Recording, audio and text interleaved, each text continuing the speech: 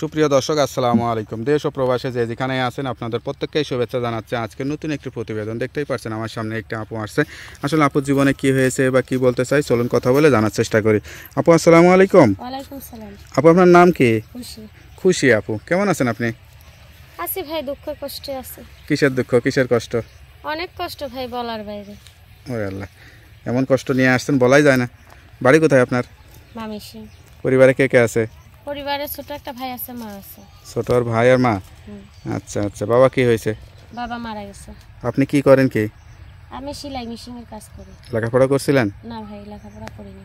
আচ্ছা, তো প্রতিবেদনে আসার উদ্দেশ্যটা কি, মূল উদ্দেশ্য কি? উদ্দেশ্য একটা ভালো মনের মানুষ হুম, যদি আমার পাশে থাকে, আমিও তার পাশে থাকবো। একটা জীবন সঙ্গী চান? হুম। আচ্ছা আচ্ছা, তাই কোনো প্রেম ভালোবাসাটা সেরকম কোনো কিছু হয় নাই?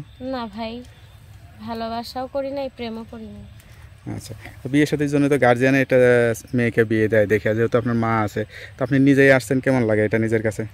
খারাপ লাগতেছে, লাগলেও তো কিছু করার নাই। আম্মুটা অসুস্থ, কিডনির সমস্যা, লিভারের সমস্যা। ছোট ভাইটারে মাদ্রাসায় পড়াই, আর মাটা অসুস্থ বলে মনে করেন সেলাই মেশিনটা ছিল বিক্রি করে দিছি। এখন মনে করেন বেকার আছি, অনেক কষ্টের মাঝে আছি। সংসারে ইনকাম করার মতো একমাত্র আপনি। আমি তো আপনার বিয়ে হলে সংসার দেখবে কে? সংসার আল্লাহই দেখবো ভাই। যে আমার বিয়ে করবো সে তো আমার দেখেই বিয়ে করব। জেনে শুনে সব বুঝে শুনে হ্যাঁ। করবে, তাই না? যে আমার একটা ছোট ভাই আছে, একটা মা আছে, আমার যদি সে খাওয়াইতে পারে, পড়াইতে পারে, তাদের কি মাসে 2000-3000 টাকা দিতে পারবে না? অবশ্যই পারবে। জীবনে তারা কখনো তো মা বাবা আছে। জীবনে কখনো ভাবছেন বিয়ের জন্য প্রতিবেদনে আসতে হবে?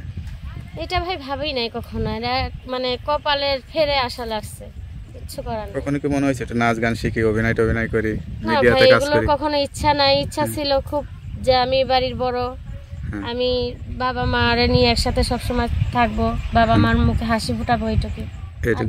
এটুকু ইচ্ছা ছিল। সাধারণ ঘরের মেয়ে সাধারণভাবে বাঁচার ইচ্ছা করেন, তাই না?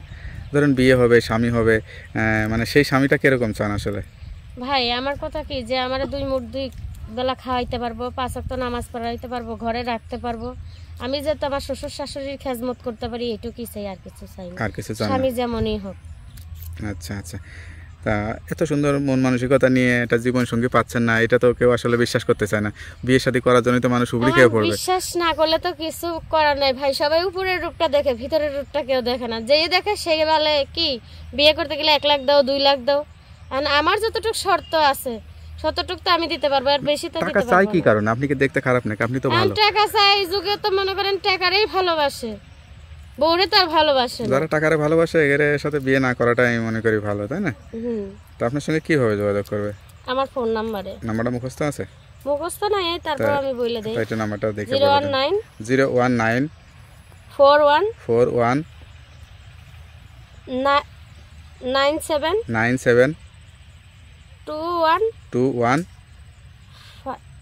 84। 84 নাম্বারটা আমার কাছে দেন, আমি আবার দেখে বলে দিই। হ্যালো ভিউয়ার্স, আপনার নাম্বারটা আমি আবার বলে দিচ্ছি। নাম্বারটা হচ্ছে 01941972184। নাম্বারটা খোলা থাকে তো? হ্যাঁ ভাই, সব সময়। দেখ, নাম্বারটা খোলা রাখবেন, আর যত কষ্ট হোক নামাজ কালাম পড়বেন, আল্লাহর কাছে চাইবেন, আল্লাহ আপনার মনে আশাটা পূরণ করে দেবে। আর কিছু বলতে চান? আর কি বলবো ভাই, যারাই ফোন দিবেন ভাই, কেন আমি অনেক কষ্টের মাঝে আছি। আমি চাই একটা মনের মানুষ, আমি আউট কোনো মানুষ চাই না। আমি চাই একজনের সাথে কথা বলবো যে আমার জন্য জীবন দিতে পারে, আমিও যেন তার জন্য জীবন দিতে পারি, সেরকম একটা মানুষ চাই। কেউ ভাই প্রতিবেদনে আসছি কষ্টে পড়ে তাই বলে খারাপ ভাববেন, এইটা ভাইবে আমার কেউ কখনো ফোন দিয়েন না। যদি ভালো মন নিয়ে ফোন দিতে পারেন দিয়েন, না হলে দিয়েন না। তোকে আপু ভালো থাকেন, দোয়া করি। আসসালামু আলাইকুম। ওয়ালাইকুম আসসালাম।